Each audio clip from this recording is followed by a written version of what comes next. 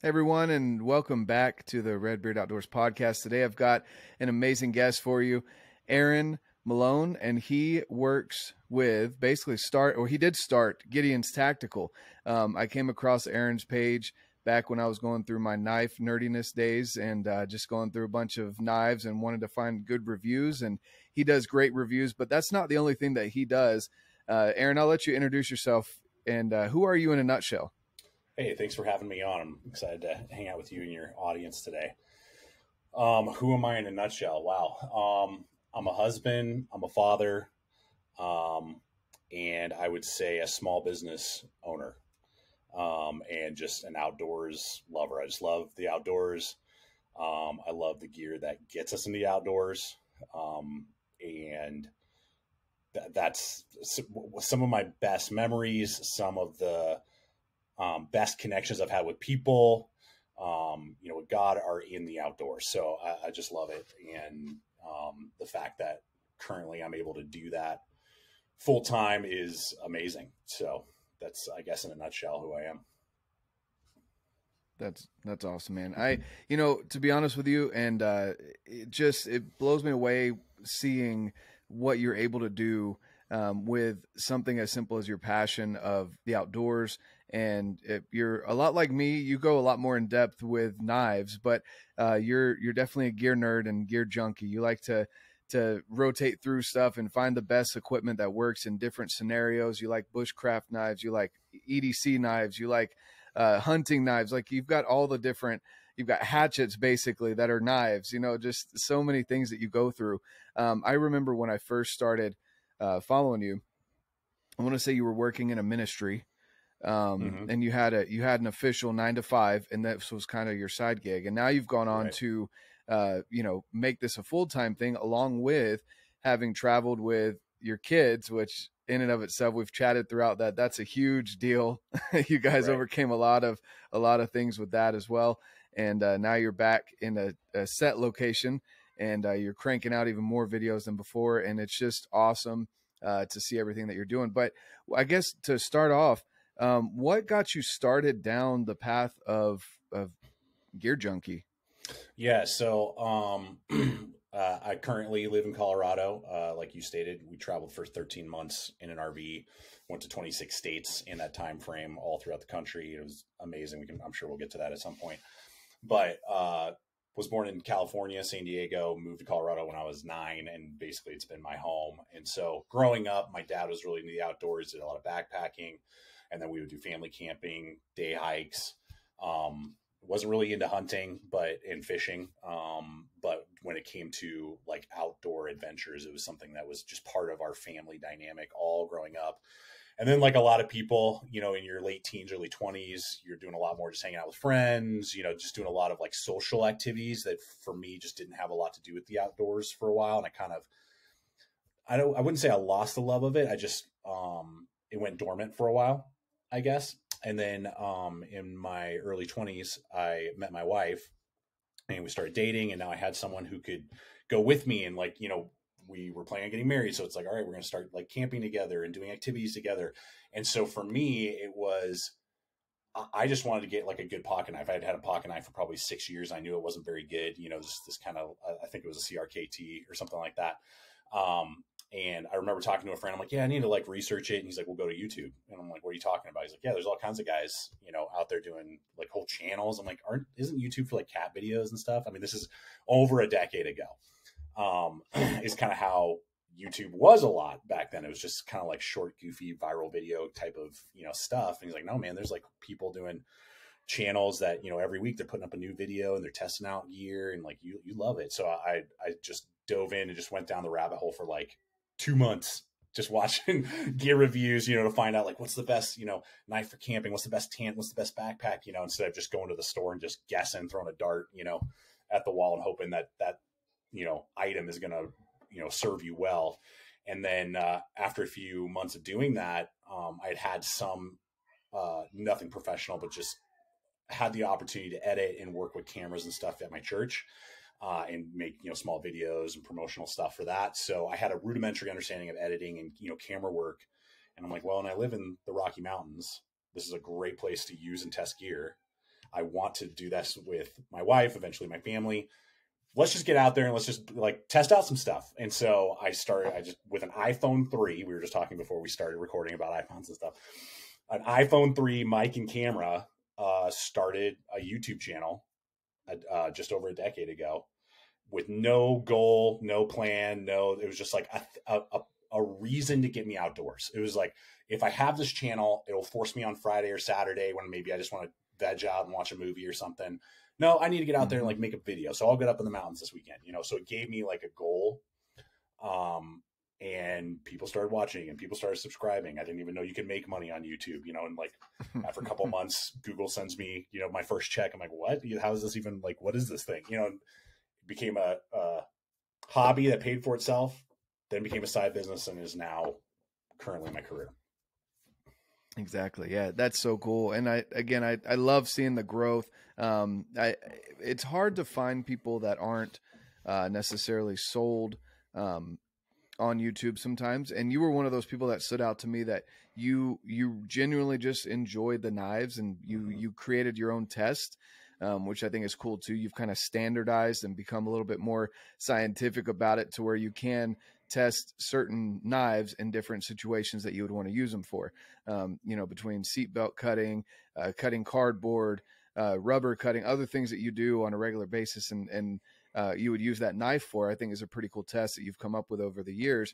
And then on top of that, you brought your family along for the ride, and you found ways to involve them in your business and to have them, be a part of that. Let's talk a little bit about this trip that you went on for 13 months. I can't believe it was 13 months. It seemed a lot shorter than that, but I guess it was a little over a year. So you guys decided to take your two little kids, which, how old are they again? At the time they were about to turn 3 and 5. There you go. So a 3 and a 5-year-old in an RV for 13 months, traveling across the country. That in and of itself is a feat. But you guys did some amazing things. I guess kind of run us down. First of all, why did you do it? Yeah. And then maybe some of the highlights of that trip for you. Sure. So to rewind just a little bit, as you had stated, and as I had stated, this was a hobby, then a part-time thing, and then a full-time thing. And in my early 20s, I became a pastor. I was a youth pastor at the church that I had grown up at, and then I became an associate pastor, and really felt like that was my calling for that season of my life. Loved it. And just on the side, I was doing the YouTube channel just in my free time, basically. And so there came a point, years or so, interesting now. Oh, my thing went off here. Give me 1 second with my lighting if I can. Oh, you're good. My light There's always died. tech issues. Yes. Apparently my little studio light just died for no reason. All right. I think I'll just have to go like this. So I apologize. You're good. No worries. You're good. Yeah. So it was the early 2020 that we knew that there was something changing in our lives, and just that our season at that church and me being a pastor there was going to change. My wife and I just knew it. We didn't know what that meant. Does that mean I'm just going to go work for another church? Does that mean that I should step down and just go get another job? Should I try to commit full time to YouTube? And in that process, the pandemic hits and shutdowns and everything else. And we'd always talked about, like, when we retired, getting an RV and traveling. And I just really felt one evening, we hadn't really talked about it in 2020, I believe it was 2020. And I said to my wife, I said, what would you say if I just stepped down from my pastor's job? We relied fully on YouTube, and we rented out the house. We bought an RV, and we just traveled the country for a year and saw what happened. And my wife looks at me, and I don't know about how your wife is, but most women like some level of like stability, particularly if they have children. It's one thing if they don't have children.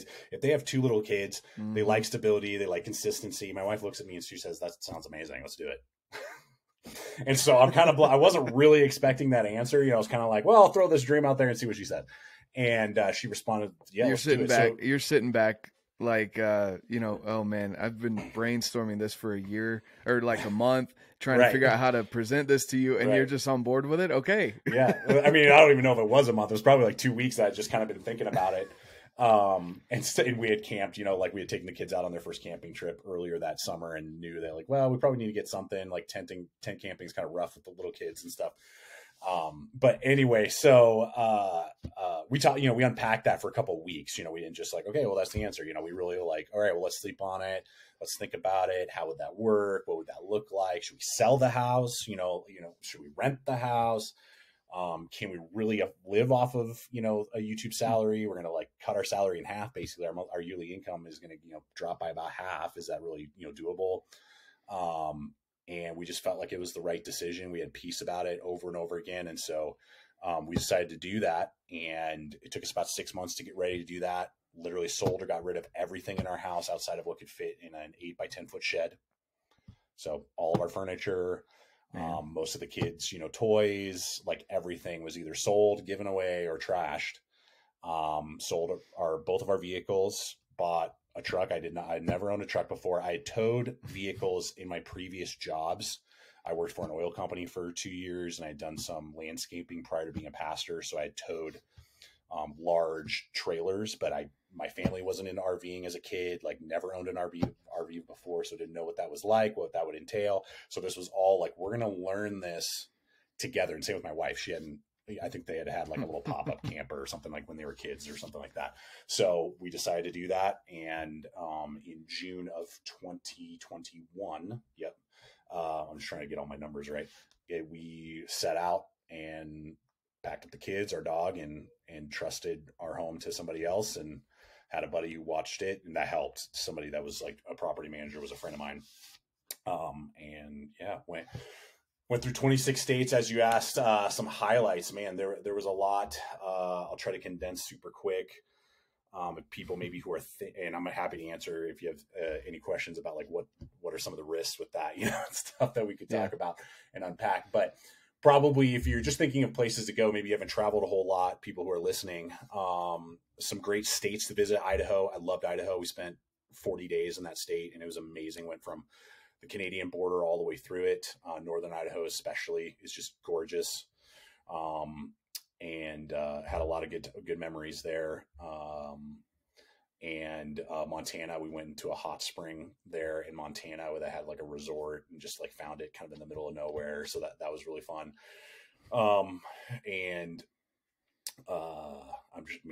There's so many places. I would just say probably the best beach we went to, and we went to a lot of beaches from Florida to Texas to the East Coast. Probably the best beach was in Alabama. So that was really interesting. I think it's, I think it's called, Orange Beach, I think. Anyway, in Alabama was just beautiful. And, it was a really amazing experience. South Dakota, I could go on and on, but, I'm sure we'll unpack some more as we go. But yeah, it was amazing. It was life-changing, honestly. Yeah, no, for sure. I can imagine. That's a big ask, first of all, of any spouse, and the fact that she was so on board with it. I mean, that just speaks to the kind of woman that you married, and that she knew what she was getting into in a way. Obviously, she didn't think, years down the line, you guys would take your 2 small kids and go on an RV trip for a little over a year. But all in the same, from what I gather and what it seems like on social media, and I think we've talked about this a little bit, your wife seems to be one of the people that likes to work behind the scenes and enjoy adventure, but not be the spotlight, and isn't necessarily the spokesman, or likes to be boisterous in a way. Right. So I don't know, like just the fact that she was willing to do that, I think that speaks volumes to your marriage, but also to who she is. Yeah. Well, and that you couldn't, anyone who's listening who maybe is thinking about doing that themselves, you can't do that unless you both are on the same page. If one person is like, oh, let's do this, and the other person's like, okay, let's give it a shot. Like, you both have to be fully committed, particularly to something of that extent, to be willing to go through all the highs and all the lows and work together, you know, and not just be like, all right, well, you're going to do everything and I'll just enjoy this, you know, year-long vacation or whatever, you know, or however long you're going to go for. And so it really does have to be something that you're willing to do together and that you are equally committed to shoulder the burden. If you think of like a yoke of oxen, you know, it's like you got to both be ready to pull and do what is required and have the goal of like, we're going to accomplish this. We're going to get it done together. We're not going to give up, you know, and if we're going to, you know, stop this, it's going to be something we're going to agree to together, you know. And she was willing to do that. Yeah.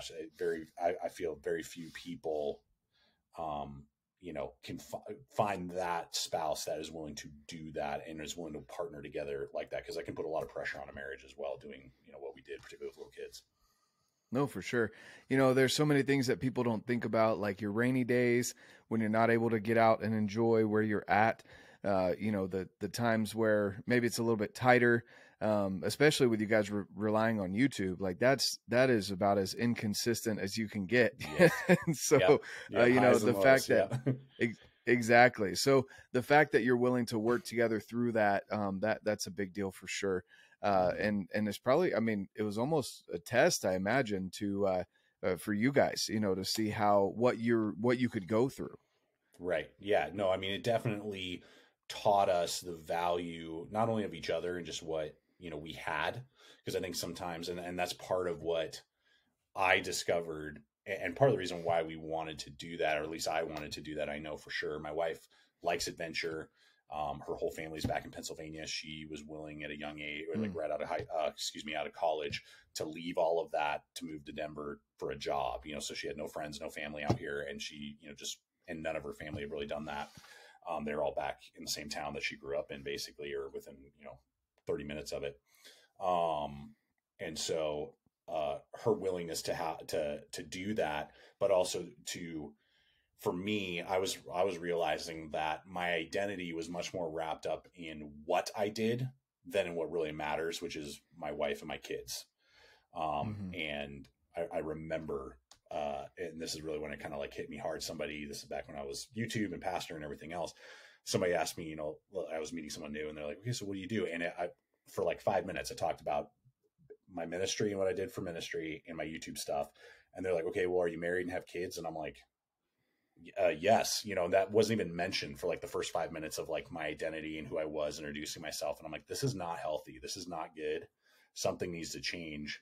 And then being almost the extreme on the opposite end. Now for a year, we are all that there is, the four of us, you know, together, but it really recentered and taught me for sure to put a higher value, you know, on your wife, your family, your kids, you know, than I had before.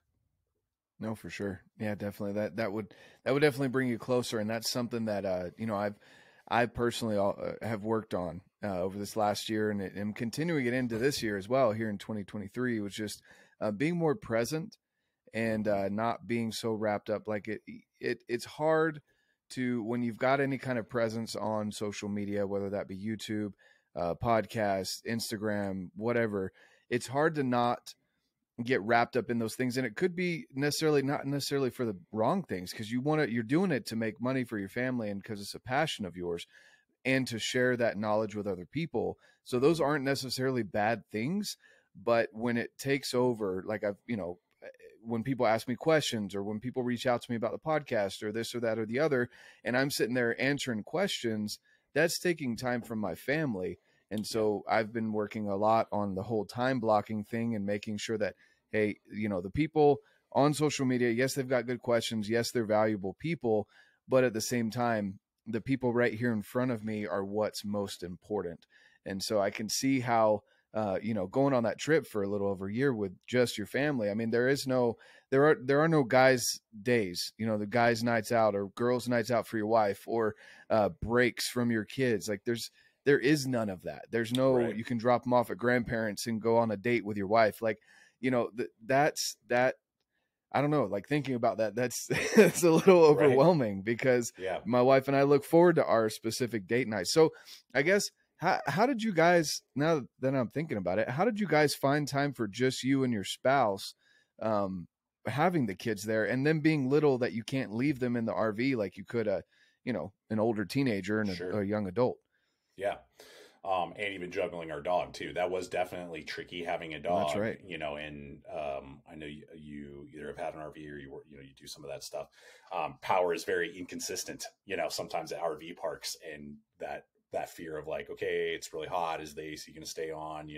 Different things like that. To answer that question, and I would be curious for you, as well. I have a question for you about that time blocking, because that is true. It's even anytime you run a YouTube channel, whatever social media, if you're involved in that more than just an observer, and you're a content creator of any kind, you and me both, it can become a 24-hour thing and bleed into every aspect of life. So I'll be curious in a moment. I want to hear from you what you do for that. But on the trip specifically, there's kind of a two-part to that of how we found time for ourselves. So part of that would be on travel days. The kids oftentimes would be watching a movie or something on their tablets in the back seat, and we'd be driving for 4 or 5 hours, and it's my wife and I in the front seat. And so we would have time just to talk, discuss, future plans, sometimes just sit and be in each other's presence while we're driving, listen to a podcast together or whatever. So that was definitely sometimes, even though the kids were in the back seat, those long extended periods gave us opportunities to connect. And then honestly, it was mainly just when the kids went to bed, thankfully, because we were traveling all the time and seeing different places. I think the average was a week. 7 days was the average that we stayed in a place before we moved on to somewhere else. Sometimes it'd be 2 weeks, but for the most part, we'd stay somewhere about a week, and then we're going to drive, 400, 500 miles to get to the next spot. Yeah.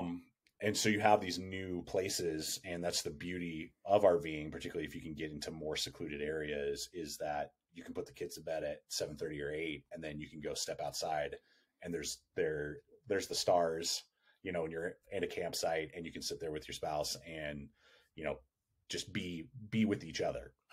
So that's not to say that we didn't miss, being alone. Sometimes there were absolutely days where we were just like, but that definitely helped a lot to have that opportunity to be like, cool, the kids are in bed, and now we can go spend 2 hours outdoors if we want to, and just like be around a campfire together, and they're 20 feet from us, but it's almost like they're a world away and we're a world away. And so that helped a lot. And then on the flip side, I realized it actually when we got back, just through happenstance and whatever. I have family that could watch our children back here in Colorado, but my birthday was a few months ago, and my wife and I usually in the past get babysitters or drop them off at relatives or whatever, and then she and I have a date night for that as well as throughout the year. But like that's kind of like a special thing, and people weren't available, and we just couldn't find a babysitter, right? So it was the four of us again going out to like my birthday dinner, right? And so at first I was kind of resentful of that. I was like, I've been doing this for a freaking year in the RV, and we're just like back, and it just didn't work out. And so I was kind of resentful would be the word, I guess. It just kind of irritated, like, why are my kids here? I wish I could have my wife and I. And then myself sound kind of selfish, but when you've been with them consistently with no break, basically almost for a whole year, I'm sure you probably can start to understand. Oh yeah. But then I realized, and this is what kind of dawned on me, and it changed my whole attitude towards that, is, my boys are already now 6 and 4. And my oldest boy in 10 years is going to be 16 years old, driving, doing whatever he wants. And I remember being 16 and being like, any chance I got to be away from my family, I looked for that, to hang out with friends, go do other stuff and be independent. There is going to come a day in about 10 years where if I invited them to a birthday dinner with me and my wife, they'd be like, all right, fine, Dad. Okay. So how long is this going to take? Cause we have we're going to go see a movie after your dinner, kind of thing, and not want to be around me. And then in a couple more years, they'll be on their own. And so my wife and I have a very limited window. And so instead of resenting that, to cherish that, because before we know it, and I'm sure because you have kids, you experience this, and you're like, man, I'm going to turn around, and I'm already turning around. They're different than they were 6 months ago or a year ago. And there will be a day where it's just my wife and I for years with them not around anymore. and not participating on the level that they are right now. So even at that meal, I told my wife this, what I'm sharing with you, in the drive back home. And she was like, yeah, you're right. And it just really kind of like helped my perspective with having the children around more than maybe I was used to prior to us going on this RV trip. Yep. No, I definitely hear that. And there's nothing wrong with saying that, that you've got resentment or a little bit of a I don't want to say anger, but more frustration with, you're like, I've been dad all day. I need time to be a husband. I need time with my best friend, Right. and that's two different roles. I know there's a lot of people out there that say you need to be friends with your kids. I disagree with that 100%. Like I want to be, but, in all honesty, I'm here to teach you to be the best citizen that you can be, best version of you that you can be. And being a teacher all day is hard on you. And then, wanting to go out and celebrate. Yes, you love your kids, but you also want to, it's kind of a constant stressor on your brain. Your roles are basically teacher, babysitter, like all of these things to these little humans, all combined into one role of being a dad. And that's a constant stress. You're worried about their well-being. You're worried about, are they entertained? Am I giving them too much screen time? Are they reading at the right level? Are they above level? Like all these things going through your head on a constant basis. So when you get that moment that you were thinking, even subconsciously, I'm going to have a moment alone with my wife, and you didn't get that, that can be, you may not understand why you're feeling that at the moment, but breaking it down, it's like, well, it's because I've been dad all day. I want to be with my best friend, Right. And so I totally get that. I've been there, and it's definitely something that I would imagine most good dads would understand. And I say good dad because you are constantly worried about your kids, whether consciously or unconsciously, you're worried about their well-being. And so that constant stressor, you want to have a break from that every once in a while. So that's why I asked, but I love that, that you guys found time when the kids were down. You guys didn't just plug on a movie every time. You would go outside, you'd spend dedicated time with each other. You're in the car, you're spending those conversations with each other. The kids have their iPad, so they're distracted, and you're able to have that time with your wife. That's definitely crucial. Sometimes it is just going out and sitting down and not having the kids, or even if the kids are in another room, being able to have a moment with your spouse. Something else that my wife just gifted us, because as you get more into your marriage, you realize that each of you kind of buy your own things throughout the year, and totally. I'm terrible and hard to buy gifts for. People always ask, and I'm like, look, I totally I buy everything, or it's sent to me or whatever.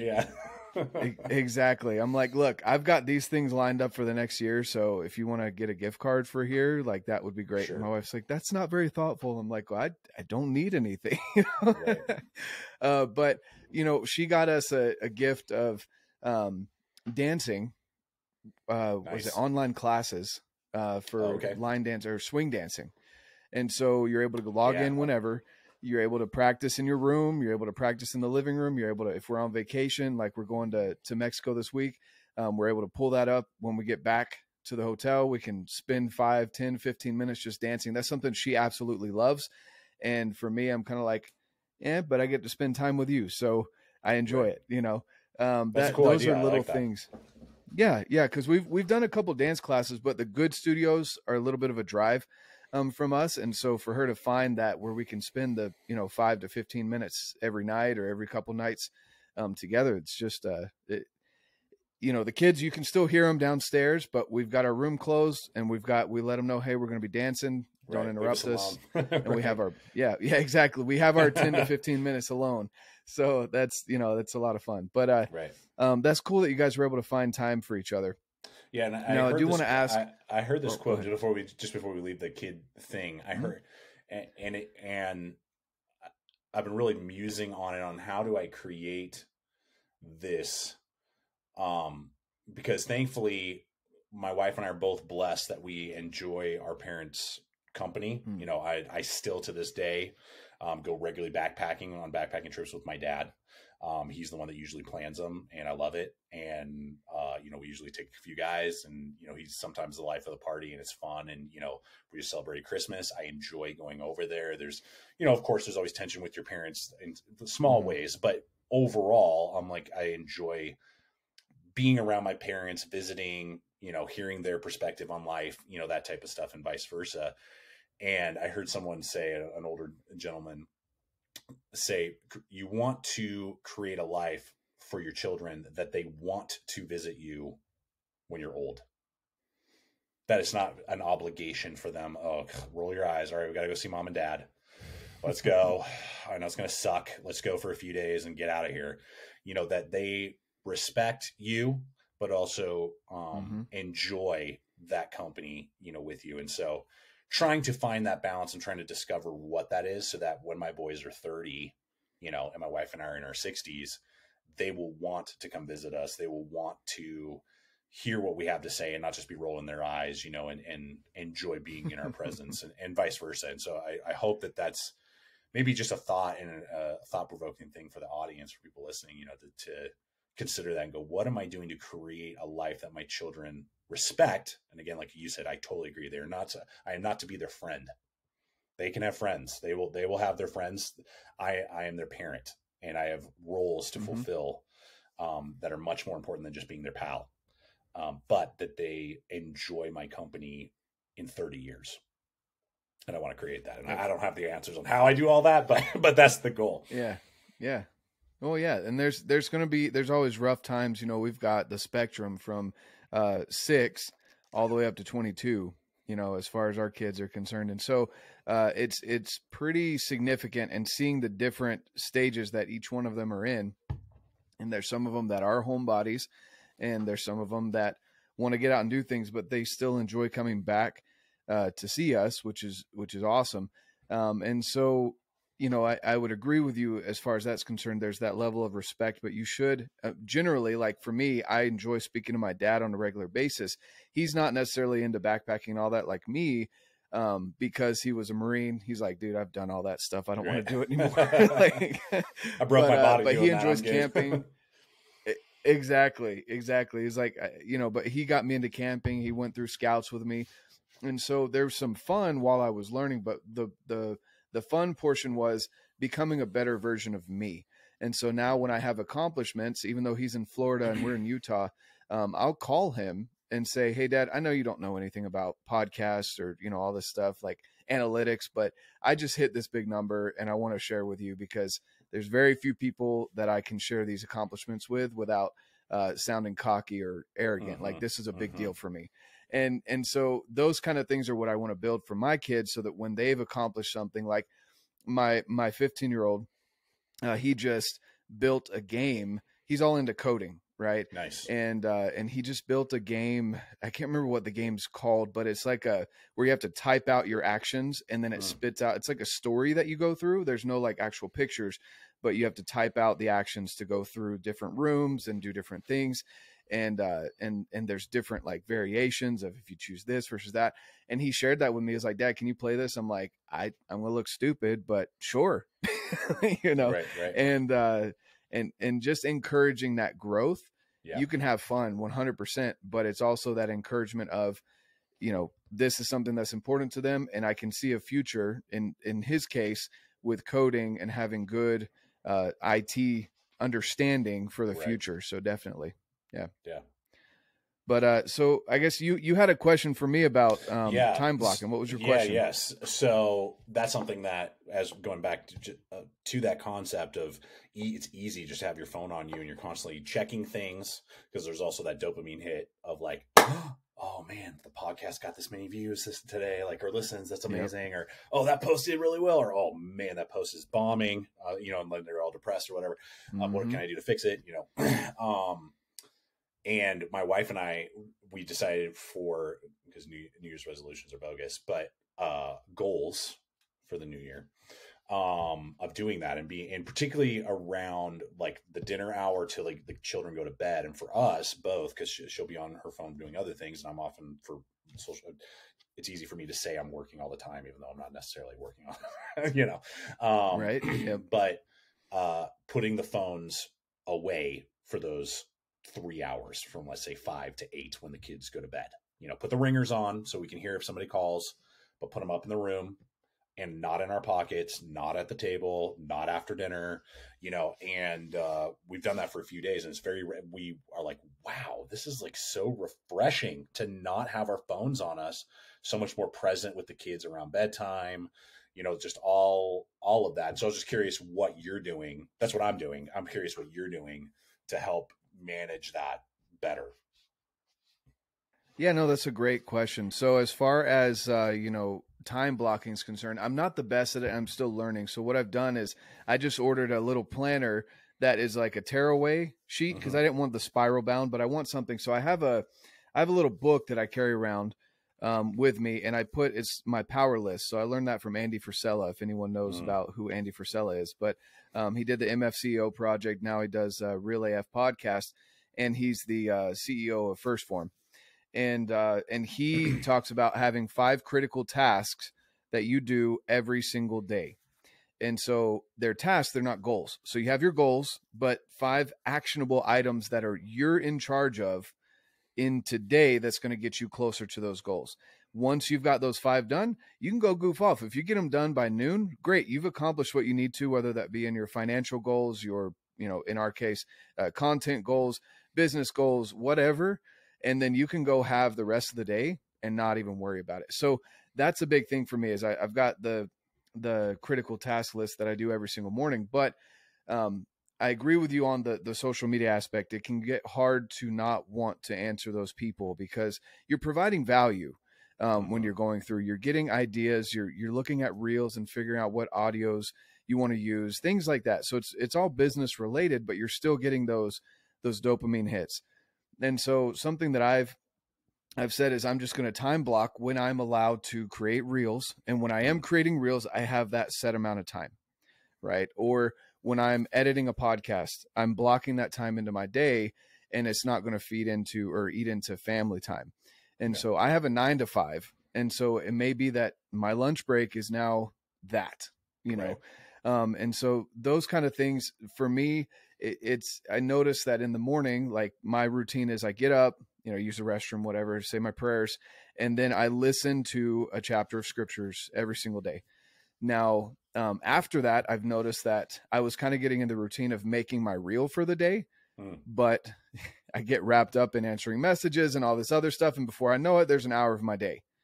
And I was getting sick of that. So this morning, going back to New Year's resolutions, which I agree with you, it's something that you want to continue on, right? I take my life in quarters, so 3 months at a time. Yeah.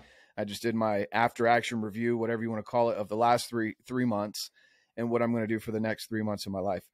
And so one of them is having that set amount of time that I am on social media, whether that be editing or creating a reel or, going in and answering messages. I need to stop being available 24/7 and just set a time that I'm in there. And other than that, it's not important, because the people that genuinely, I don't want to say matter to me, but have emergencies, I guess would be it. People that genuinely have emergency questions or needs of me have my direct phone number, and they can call me. So I'm just getting back to that mindset of things. But yeah, just having those blocks of time and just holding yourself to it, with whether that be your own screen time, which I set screen time for my kids. So having an alarm go off on my phone saying, hey, you've been on this for an hour, and just shutting it off, being able to step away from that. It's not necessarily easy, because again, you're in that habit of, you pull up your phone, you got a free minute, you're opening it up and you're answering 2 messages, whatever. But that's also being very inefficient. I've noticed that I've become less efficient with my time, because that time is those little free moments that I should be able to clear my head and move on to the next task are being filled with answering messages and getting back to people that way. So that's what I'm doing moving forward. Nice. And that I've noticed that's worked for me in the past. Yeah. And it's just funny that you say free moments, because I've realized that I'm sure we are all, I know I am guilty of, you're in line waiting for something, and there's like 3 minutes before you're at the post office mailing something or whatever. That pull out the phone. What's the very first thing that we do now? You're waiting to place an order in line, you know, at the restaurant. Yep. You're on, you know, that's just like what we do. And I don't believe we were made that way. I don't believe we were supposed to be that way. And we now in the 21st century have the ability to never be alone with our own thoughts. And I don't think that is a healthy way to live, because it's not allowing you to be introspective. It's not allowing you to really take weight of like your life, what you're doing. And that doesn't mean you're going to have an epiphany for 3 minutes waiting to order your Chipotle or whatever, you know, but you may, you know, and trying to, and it's scary because I know some, you know, the negative thoughts are easy to come, you know, you're like, I don't want to think about that. So I'm just going to fill my mind with stuff that like, it's always busy. It's always moving. It's always going. So it doesn't dwell.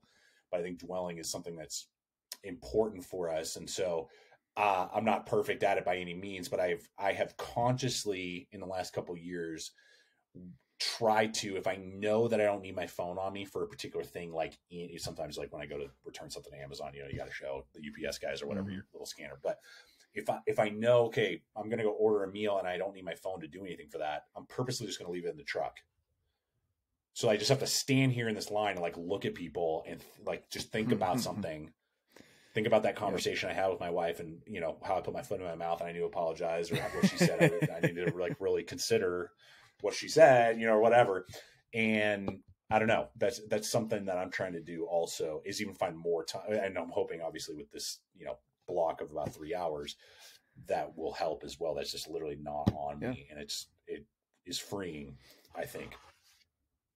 Yeah, no, I agree. And it's, you know, something else too, like the other day, because I'm in phase 3 right now, and this is why I love the Live Hard program so much. It kind of shocks your system every once in a while.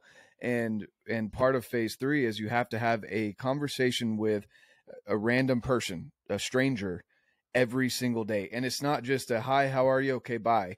It's a legit, like you have to know their name by the end of the conversation, and something substantial. How was your Christmas? What are you like getting some actual conversation out of it?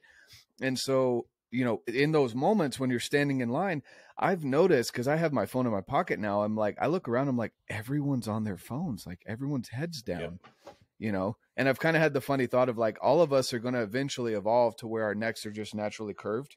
Like to where we're just looking down all the time. Right. Yeah. But like, you know, I've had some great conversations just in the last month while I've been standing in line at the grocery store or whatever. And it's weird for people, especially now coming out of the COVID crap, with no masks, and people seeing smiling faces again, you know, and things like that. It's just it's something that I almost kind of take pride in, is that I'm the smiling face that people look up from their phones and they see. And so it's fun to have those random conversations in line, which is what used to happen when you'd stand in the Walmart. I remember as a kid standing in Walmart lines because they have 50 lines, but only 3 of them are open. Right. And you're standing there and you're standing there. And I remember my parents having conversations with the people in front of them about how much it sucked to stand in line, and and it would graduate into something else, you know? And just the random, like, you notice the older people in our society are the ones that generally will come up and comment on, oh, your kids look really cute, or this, that, or the other, because they weren't accustomed to being on their phones when they're out in public. Like that would be considered rude for pretty much any generation before our generation. Right. You know, they don't understand that. It'd be like having a newspaper up in front of you while you're walking around everywhere. No one would do that, you know? So anyway, that's just something that I've done as part of the phase 3 that I'm in. It just has reminded me how much I'm on my phone and having to actively go out and look for a random act of service and having a random conversation with someone. It always sparks my alertness more, and I keep my phone out of my hands a lot more, because I'm actively looking and scanning for something to do to better someone's life. So that's cool. That's something that I've implemented, and I'm going to carry on with that even when I get done with phase 3, because it's refreshing, like what you said, to not have that phone there and to look up and actually, you know, take in your surroundings. Yeah. But let's see here. So we've talked about your amazing trip We've talked about your love for knives. Yep. You'd be proud of me. I've probably, based on your recommendation, bought too many knives. Nice. Well, hey, I heard, I was listening so to you. I was listening to you talk about the, what is it, Montana Knife Company? Is that right? yeah, Just Montana recently, Knife right? Company. You did that like 2-3 years ago, or 2-3 Mm-hmm. weeks ago. And you're Yep. happy with those? I haven't reviewed any of those and used any of them. Oh yeah. I want to get a few. So Yeah, and a lot of people would say they're pricey, which they are, but they're made out of Sure. ball bearing steel, and just the backup, like they've got a lifetime warranty. I've seen people that have broken them that sent them in. If you break them, I don't know what the freak you're doing, but Right. you know, like they're pretty intense. They've got a full lineup, and I really like them. Those are my fixed blades that I'm going to go with going forward. Nice. Just because I processed over 5 animals with them, and they were still, they were still working great. So anyway, I'm going to send them in to get them cleaned up and resharpened. But that's definitely, they're a great company. And they're definitely more like hunting focused, right? They're not really like more for camping and wood scrap. They're like for cleaning game is the main purpose of their designs, correct? Based off of what I've seen. Yeah, well, I don't know. I mean, there's some that are made more for like fleshing. They've got a big one that's got a big swoop in it that's really good for fleshing out like bears and stuff. But the Speed Goat is a good overall ultralight. I keep it on my shoulder strap whenever I'm backpacking. It's a great camp tool. It's got the paracord wrapped handle, so it's super lightweight. They've got a mini Speed Goat that would be good for EDC if people like to EDC a fixed blade. They're just launching that, I think, here in a couple of days. And then they've got some other ones that I think they would work great. And I've seen him, he's done some crazy stuff where he actually took not a rubber mallet or a stick, but an actual like metal hammer to the back of one of his knives, putting it through a log, and it didn't mess up the knife. So, didn't phase it. You could do bushcraft and stuff with them too, for sure. Cool. Well, yeah, I'll definitely have to check those guys out. Yeah, no, for sure. So I guess my last question here to kind of wrap things up for you. How do you incorporate faith into the outdoors and your family? What are some ways that you incorporate those things now, especially now that you're not a pastor? Yeah. And it's very easy when you're in ministry to view your personal walk with God. You're doing it for work. It's easy for it to become that. You know, it's like, okay, I'm reading my Bible today so I can preach a message next week. So I got to get something out of this, or kind of thing. And it becomes not something for you and your interaction with God, but more as almost like, this is how I, do good at my job. It's very easy for a pastor and someone who does that as their, vocation to fall into that. And it's a constant battle. So when I stepped down from that, it was interesting, and not in a bad way, just very different to be like, wow, I'm reading the word to just know God more, to just understand him more, and to be in his presence more. And that was really interesting and refreshing. And it's like, I don't have to, I'm just getting this for me, and for my interaction with my family and with the people that I encounter today. So, that's been really interesting just to learn that. And, being on the road, I mean, we visited a few churches here and there, but I mean, for a year, not after having been in church since I was like 6 till I was like 36. So for 30 years of my life, it either a weekly activity and, or my job to go to like almost nothing. It was really interesting, to experience that. And I didn't see any like decrease. I wouldn't like encourage people to do that if they're wanting to know God and walk with him, to be like, yeah, you don't need church. I'm like, bullcrap. You actually do. It's very valuable.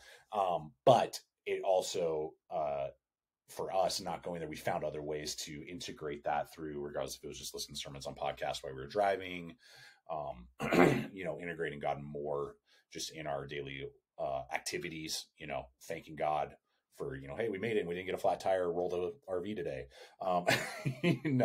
That type of stuff.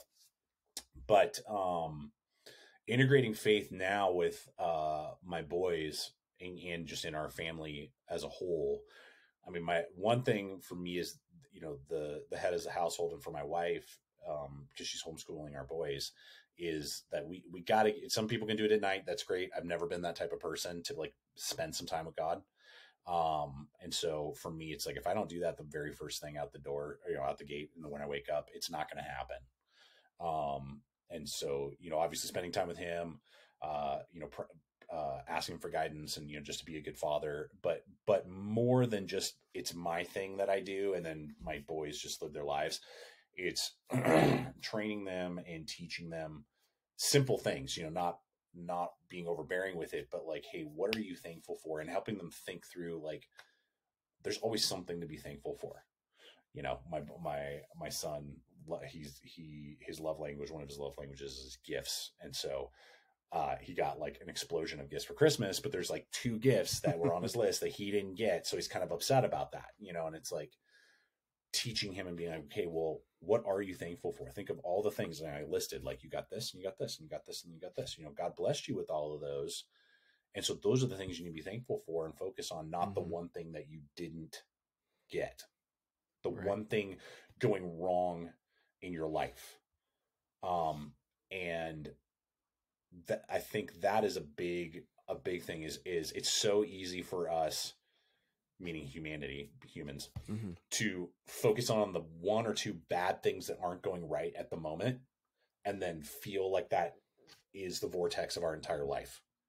And it's like, no, if you just sit there and you just give thanks, think about the things, you know, even if you're not religious, obviously having a relationship with Jesus Christ to me is the most important thing and absolutely paramount. But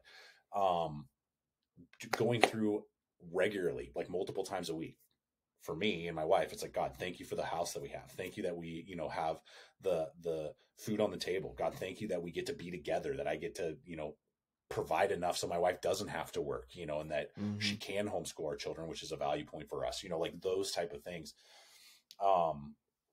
And then letting them, I guess the kind of the last thing for them personally, for my boys and for kids, is to let them ask questions and let them, I think it's very easy for parents to just go, well, that's the way it is.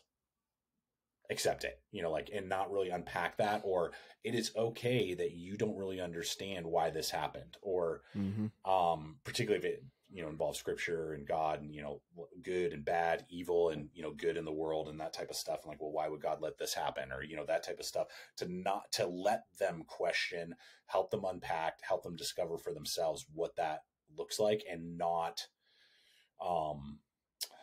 force feed is not the right word, but I'm kind of that idea of just like, that's the way it is, and you got to deal with it. And, you know, that it's okay to question, and, you know, that God will reveal that to you if I don't have the answer, and not pretend like I have the answer if I don't. You know, I don't have all the answers. Exactly. And I tell them that. Yeah, no, for sure. I definitely agree with that as well. You know, you definitely, it's a great way to go through and show gratitude. You know, just for whether it be, I mean, there's so many things that can go into a day, especially when you're traveling, that could go wrong, that if they don't go wrong, sometimes it's easy to not give thanks for that, or not to realize how awesome of an opportunity it was, that nothing went wrong for the last month, you know? And I would agree with that 100%. It's awesome that you're able to highlight that with your kids, as far as making sure that they understand, you know, to be grateful for the things that they do have, and not hyper focus on the things that they don't. You know, and when I don't have answers to questions, I love telling my kids, like, I'm sorry, I don't know, but let's look it up together, or here's where we're going to find it out. And that way, that teaches them that I'm not perfect, because I also don't want to teach bad habits of, you know, dad never feels bad, dad is never upset, dad is all knowing. You know, I don't want to, that's not me. Right. So again, going back to what we talked about earlier about showing, you know, teaching that respect, kids respect you so much more if you sit there and say, dude, I don't know, but I do know how to find out the answer. Let's go find it out. Or, you know, that's a great question. Never thought of that before. You know, that gives them, even boisters them up a little bit, like, hey, it's good to ask questions, you know? or just because like that. I hate that answer, and I try. I can't say I'm 100% perfect at that, but I'm dang near close to it, because when I tell kids, like, I just need you to do this right now, but when we get in the car and we're on the drive, I will explain why. But right now I don't have the time to explain. I just need you to listen right now. and but make sure you, of course, you follow up with that right afterwards, and let them know, hey, now here's the answer as to why. So just wanted to kind of end on something, a quote that I heard that I think really applies to us and what you've talked about here with faith. Excuse me. The world is starving for good-hearted, faith-based leaders and men. So I think that would go back to a lot of what you've talked about. And that's why I wanted to ask your opinion, because going from pastor to not, and how now that that's not a job, how have you noticed that difference? It's kind of like for me, when I was a missionary down in Mexico for 2 years, that was my entire life. I didn't get paid to do it, but either way, it was a job. That was all I did for 2 years, was go out and knock doors, serve people. And then when I came back, you're bombarded with all these other things, just like you've been, with social media and everything else that you're dealing with to make sure that your family's taken care of now.